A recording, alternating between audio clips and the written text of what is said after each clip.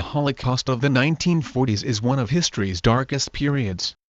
The German Nazis embarked on a campaign to search out every single Jew who lived in their dominion. Many people, however, formed an underground resistance against the Nazis and sought ways to hide and protect Jewish families. In Holland, Corrie ten Boom and her family were part of a group that helped Jews escape. Eventually, Corrie and her family were imprisoned for lying and hiding Jews in their Haarlem home. Was the ten Boom family right in lying to the Nazi soldiers in order to save the lives of a few Jews? This question is troubling to many, because the Bible emphatically points out that God's word is truth. Sanctify them by the truth.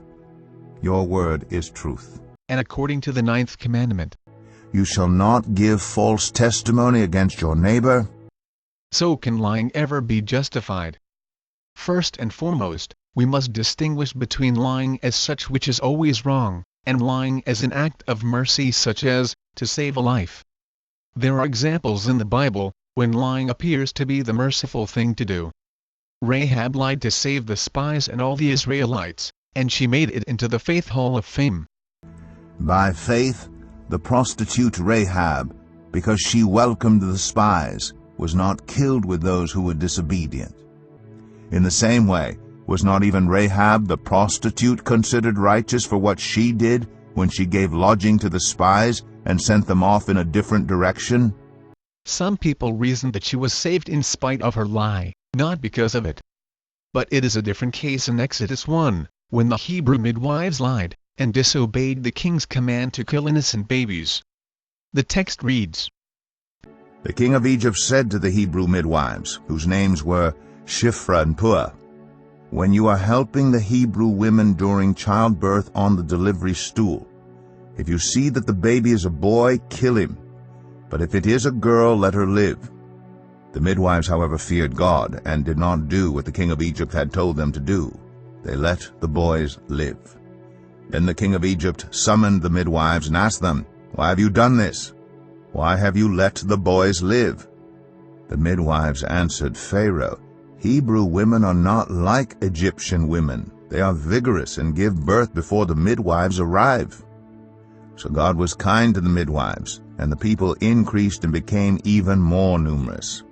And because the midwives feared God, he gave them families of their own. Furthermore, it's important to distinguish between higher and lower ethical obligations. When the two conflict, we are always obligated to follow the higher one. For example, we should always obey our parents as such. But if they command us to kill the neighbor's child, then we should disobey them, in order to keep our higher obligation to the life of an innocent child. Jesus said there are, Woe to you, teachers of the law and Pharisees, you hypocrites! You give 1/10 of your spices, mint, dill, and cumin. But you have neglected the more important matters of the law, justice, mercy, and faithfulness. You should have practiced the latter without neglecting the former. And there are, Jesus answered, You would have no power over me if it were not given to you from above. Therefore the one who handed me over to you is guilty of a greater sin. There are even greater virtues. Jesus also said that loving God is a greater obligation than loving others. Jesus replied, Love the Lord your God with all your heart, and with all your soul, and with all your mind. This is the first and greatest commandment.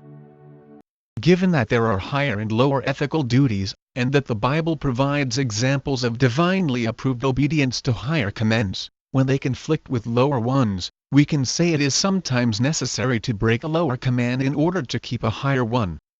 Nonetheless, it is always wrong to lie as such. It is only right when it's done because of an unavoidable conflict with a higher duty.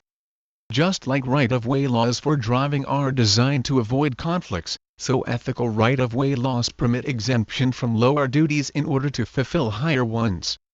As much as one loves his or her parents, if they command that person to deny God or Christ, then he or she must disobey them in order to obey the higher law of God. Similarly, in the case of Rahab, she lied to save the lives of the Israelites. Which was the higher duty? Solomon writes, The Lord detests lying lips. but he delights in people who are trustworthy. Though cases like those of Rahab, the Hebrew midwives, and Corrie ten Boom are rare, it's important to note that their obedience to God's higher law was far superior to obedience to man as conventional law.